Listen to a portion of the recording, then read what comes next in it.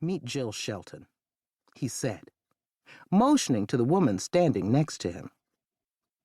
"She's my new partner, and she practices criminal law." "Whatever you say. When can I get out of here? I need to find Lana."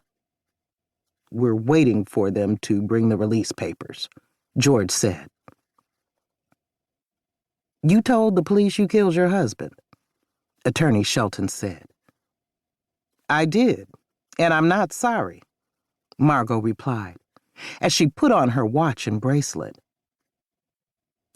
"As your attorney, I'm advising you not to make any more statements without representation present. This isn't a good situation. In the words of Mom's Mabley, he's dead. That's good."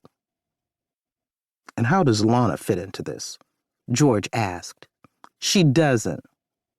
"The police questioned her," George said. "She told the police she killed your husband, then posted bail. That's how I got you released." "That's ridiculous. She's trying to protect me." "How do I know you're not trying to protect her?" George asked. "Please tell us what happened," Attorney Shelton said, as she pulled a tape recorder from her briefcase. "Well, I closed the cafe early for New Year's Eve and was about to... No. I mean, start at the beginning." Part 1. An Acquired Taste. Chapter 1.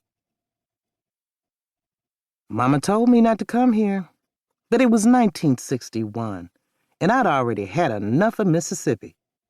Historians might say I was part of the great migration of Negroes who left the South fleeing racist violence, segregation, and poverty.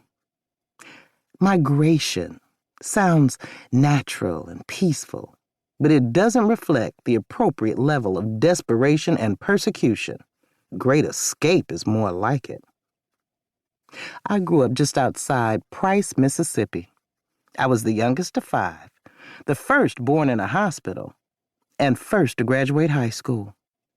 Segregation and discrimination were prevalent, but I stayed on our side of the tracks, oblivious in the warm cocoon my parents provided. The first crack in that cocoon occurred when I was 14. My beloved daddy died. He was a World War I veteran who had met Mama at a church social. They married, bought land, raised cotton and children.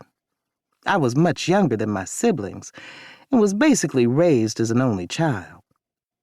My siblings tell stories of picking cotton, World War II ration books, and riding to town in Granddaddy's wagon.